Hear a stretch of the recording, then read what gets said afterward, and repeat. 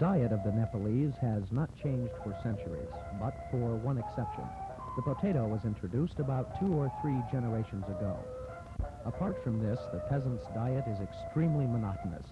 Their 2 big meals of the day consist of eating sumpa, a ground barley boiled in water to form a steaming yellow mush, which tasted like, well, steaming yellow mush.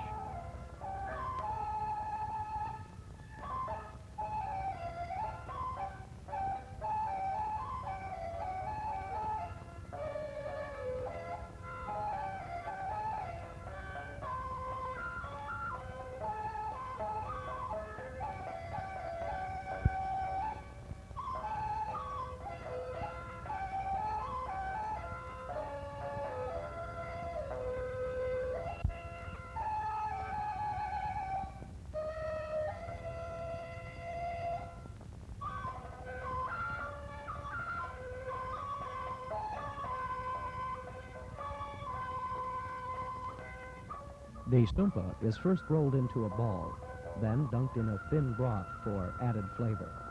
Eating utensils are unknown to the Nepalese.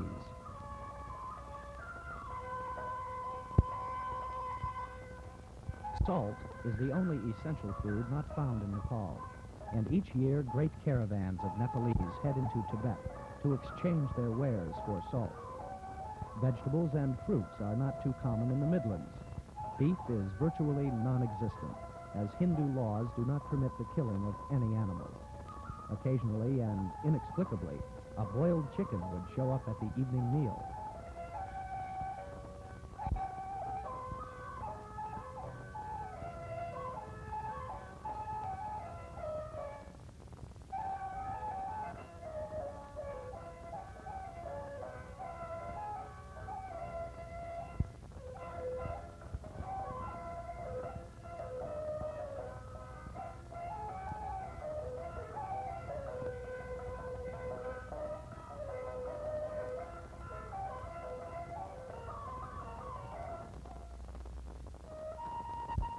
The trek to Everest continues.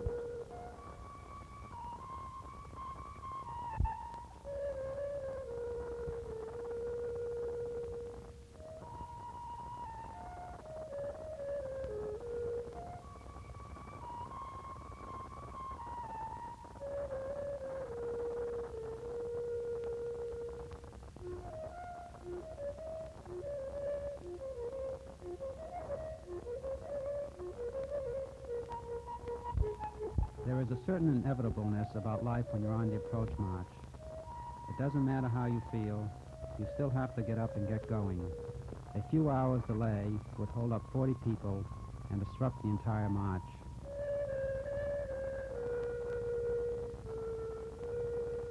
Each day would provide extreme contrast in our lives, with no middle ground. We were either hot or cold, wet or dry, hungry or overfed, grubby or clean, rested or exhausted, happy or miserable.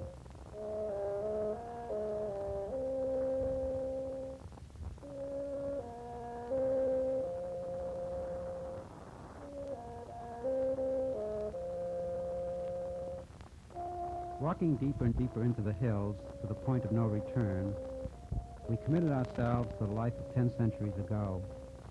Here we were in an ancient world, out of touch with civilization. No lights, no medical facilities, no one to talk to but ourselves.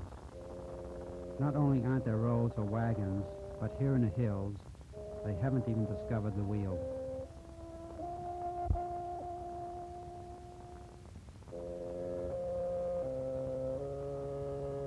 Over the centuries, these trails have become marvels of efficiency, using every available contour. No step is wasted. There is a reason for every rise and descent, no matter how small. Indeed, every shortcut has already been tried.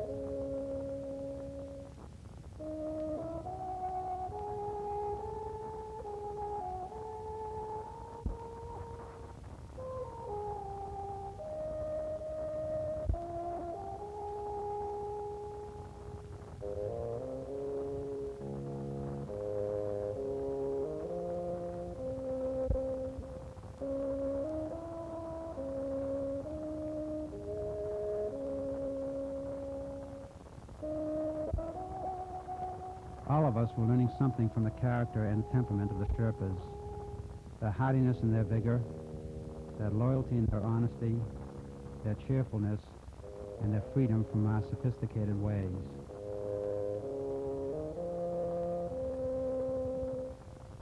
Each Sherpa would carry about 85 pounds, of which 20 pounds with their own food and blankets. Some of the Sherpas weighed not much more than the burden they carried. Small people, none were more than 5 feet and a few inches tall.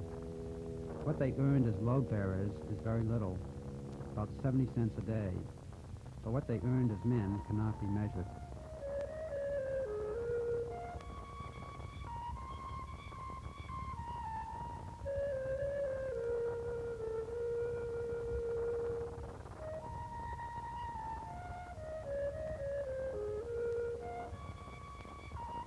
In spite of their immense endurance, the Sherpas were glad to unload at the end of the day. Everybody was tired after 7 hours on the trail, and it was time for a few moments of personal privacy and relaxation.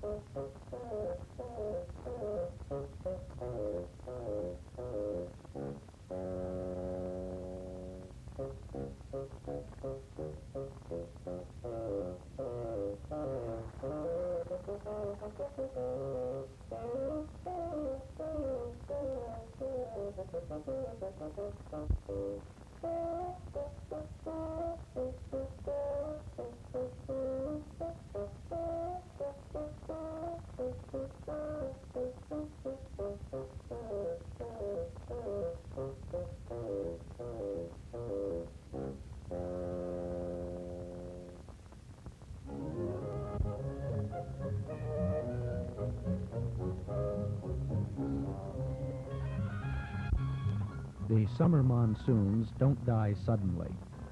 Heavy clouds would fill the sky every afternoon. Rains and fog continue intermittently through autumn, particularly in the Junbesi Pass, which we reached on the 9th day. We dropped down through the low-hanging clouds to a steep, rocky stairway, winding between stunted pine trees and twisted rhododendrons, draped with long fingers of silver moss. The rhododendron trees in Nepal grow to the remarkable height of 60 to 70 feet and cover the valley with red blossoms in the spring.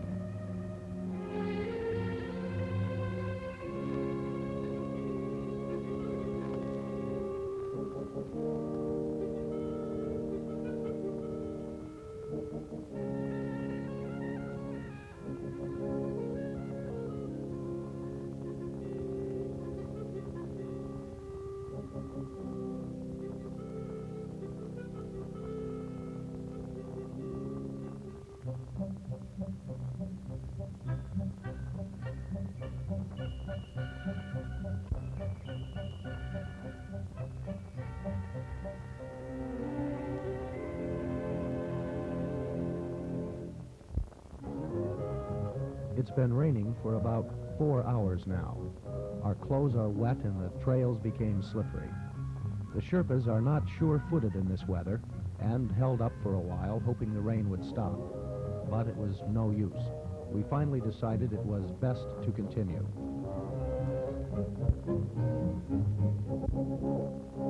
At last, we descended to the small village of Junbesi at 8,800 feet, where we found shelter and prepared our camp for the night.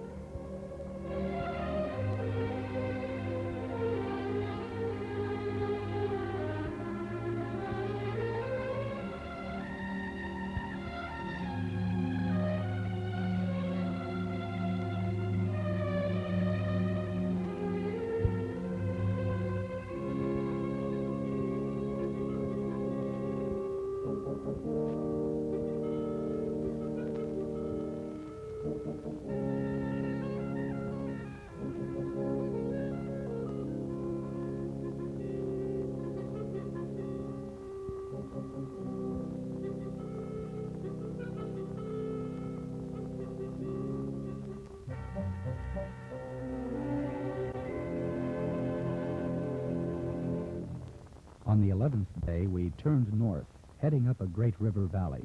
Our trek now became a gradual climb. On the 14th day, we reached Namche Bazaar. Namche Bazaar is a famous trading center and military checkpost on the way to Everest.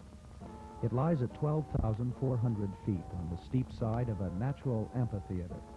With 150 homes, it is known as the metropolis of Sherpa land.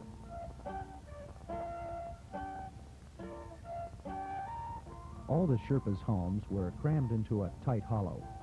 They were of the same two-story design we saw everywhere, with the lower level assigned to the livestock and upper level reserved for the family.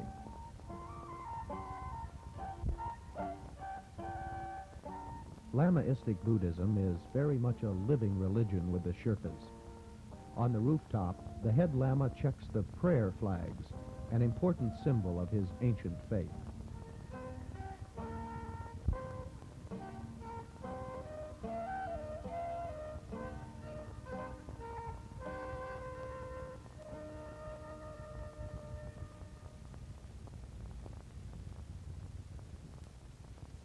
We set up camp in the hills, where we were most impressed by the handsome school children who sang us songs of welcome.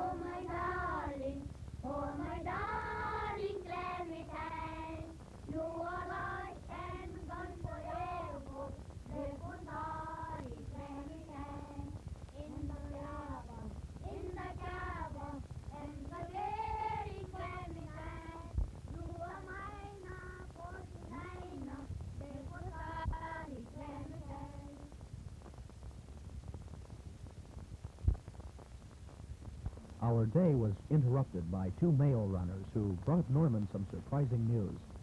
A Japanese climbing expedition, now at Everest, discovered the remains of a body, which they believed to be that of Jake Breitenbach, the young mountaineer killed in the American expedition in 1963.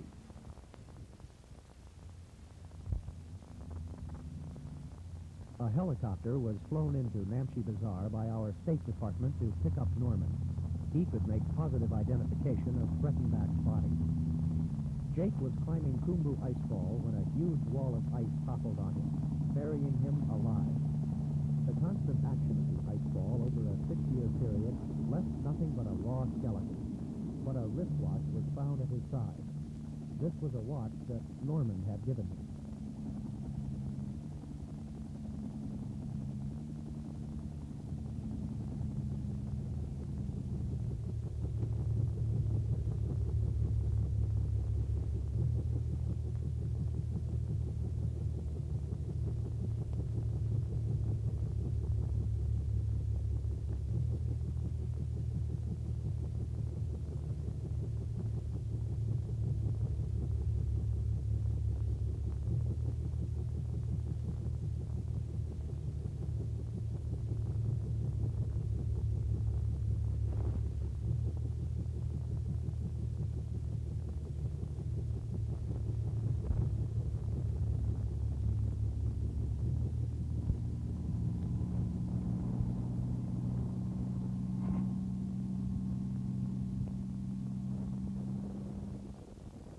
Jake was buried the next day on a mountainside facing Everest.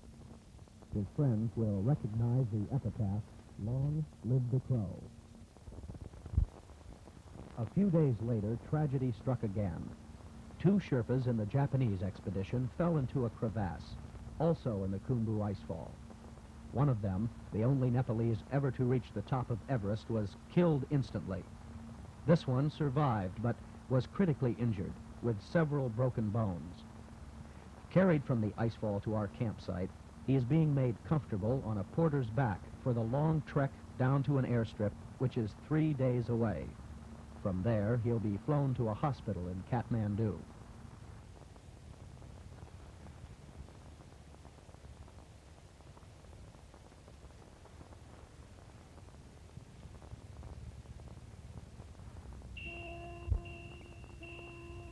Our trail continued northward, and on the 15th day we arrived at the Thangbach Monastery, one of the loveliest places on the surface of the earth.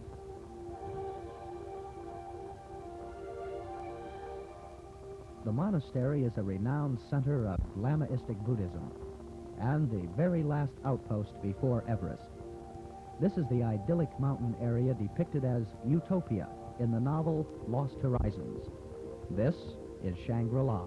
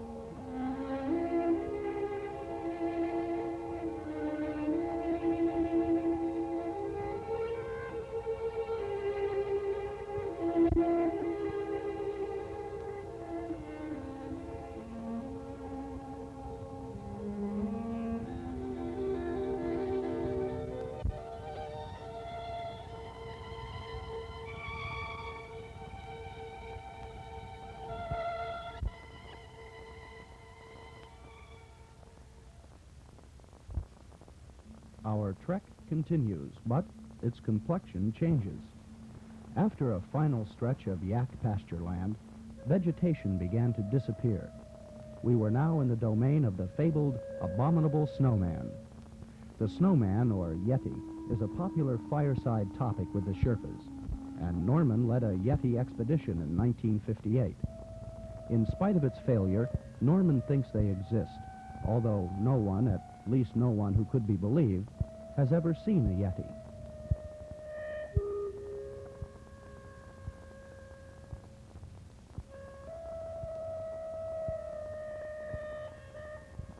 The trail now turns up a lateral moraine trough, moving deeper into a barren landscape. The world of the Himalayas has now become everything our modern civilization has swept away. Solitude, silence, simplicity. These are its greatest treasures.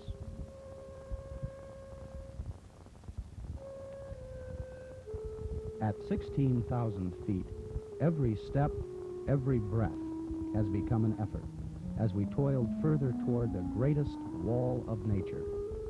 We borrowed a yak to help us with some of our supplies.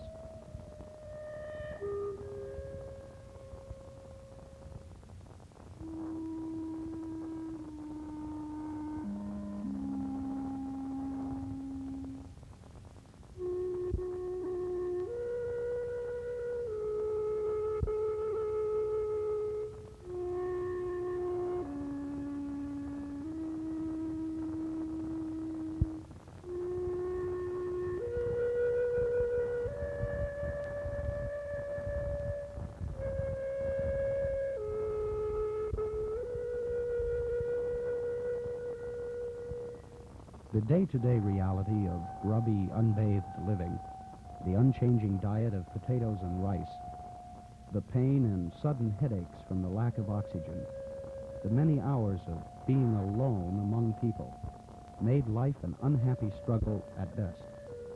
And as if things weren't bad enough, a persistent virus infection plagued us all.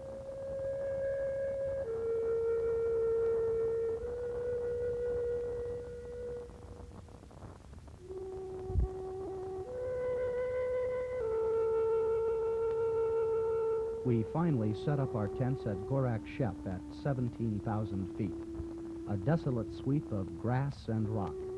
This was our base camp, 3 miles from Everest.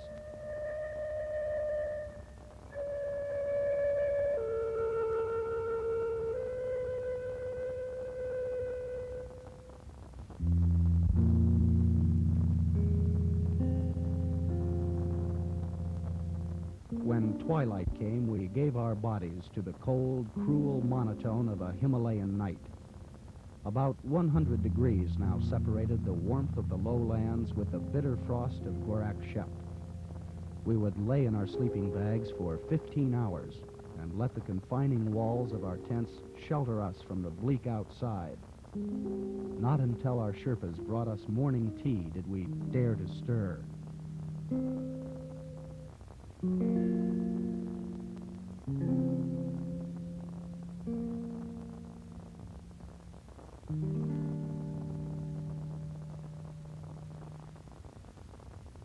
We are now only about a mile and a half from Everest. The deep, bare ice of the Khumbu Glacier is clearly visible through the moraine, and jumbled ice peaks began to surround us. We felt like specks cast upon the vast loneliness of nature, and indeed we were.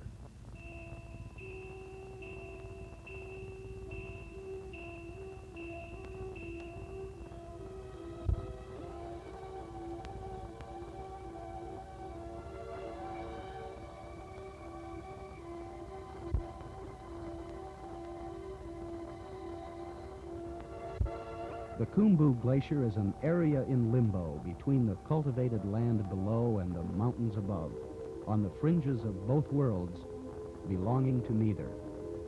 The glacier consists of billions of tons of ancient ice, which range up to 1,500 feet thick.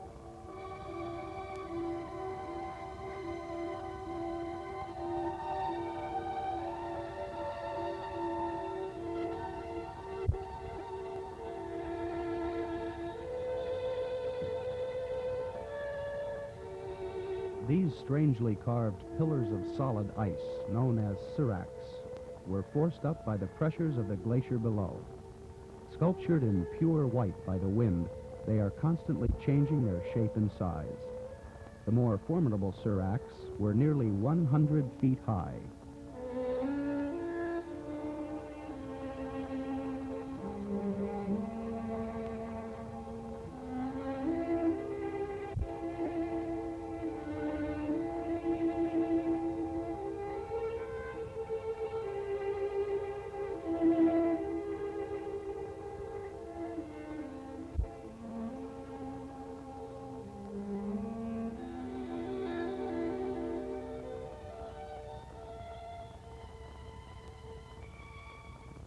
It's time to put on crampons, tie on a rope, and try a little climbing.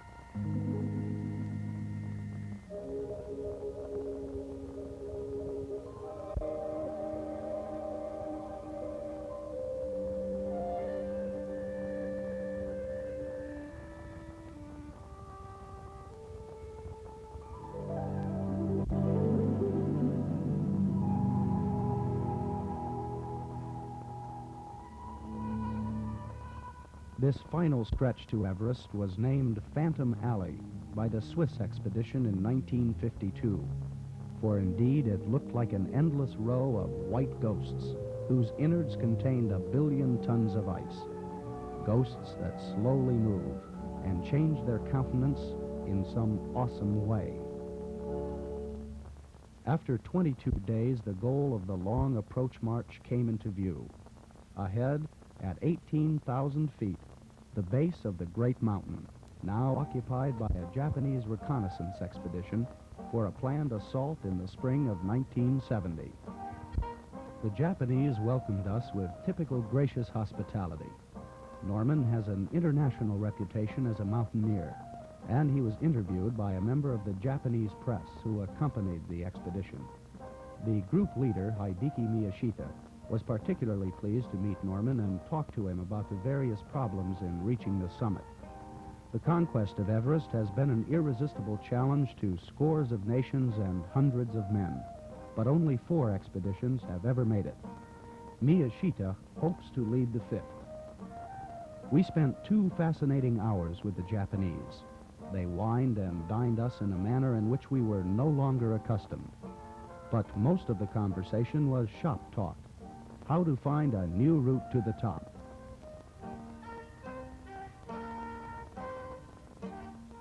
The least problem to concern them was equipment and supplies.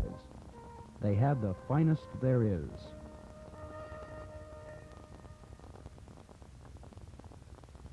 Poised above the Japanese camp like a vast white dragon was the treacherous Khumbu Icefall.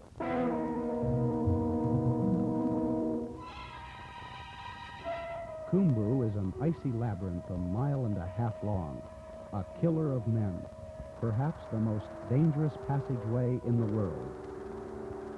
Filled with twisted towers and gaping canyons, it was an awesome thing, like the debris of 1,000 white castles piled upon one another in monstrous wreckage.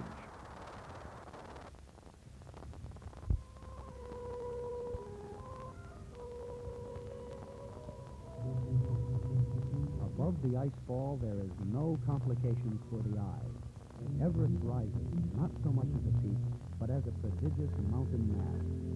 The highest of the world's great mountains has to make but a single gesture of magnificence to be lord over all, vast in unchallenged and isolated supremacy. Other great mountains are visible, Lhotse and Lhotse, giants over 27,000 feet high. But not one of these mountains even reached their peak shoulders. This is the preeminence of the greatest. This is Everest.